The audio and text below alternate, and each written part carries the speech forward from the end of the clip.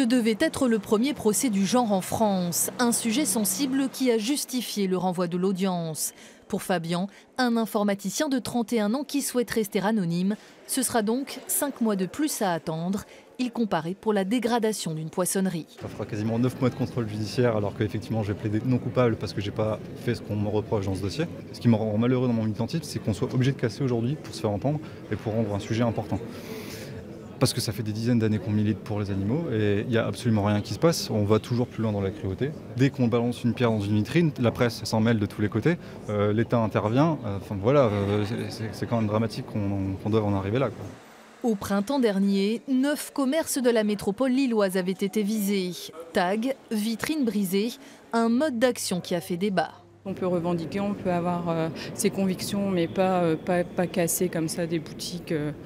Enfin, nous, on en a eu pour 9 000 € de dégâts. Personnellement, je dirais pas forcément casser des vitrines, mais je pense que c'est tellement moins violent par rapport à tout le système qu'on essaie de dénoncer.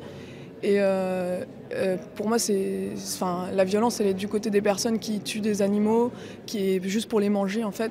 Le renvoi du procès permettra d'avoir 3 juges au lieu d'un seul et surtout plus de temps pour étudier le dossier. Une décision bien accueillie par les parties civiles. On aurait bien aimé qu'aujourd'hui on puisse traiter le dossier, mais vous voyez bien, avec 21 dossiers à traiter, ça aurait été bâclé. Et c'est bien que le président ait choisi de reporter. Le fait déjà qu'on ait réussi à identifier 2 personnes, pour moi aujourd'hui, je trouve ça déjà super.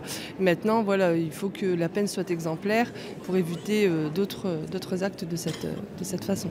Le procès est renvoyé au 2 mai.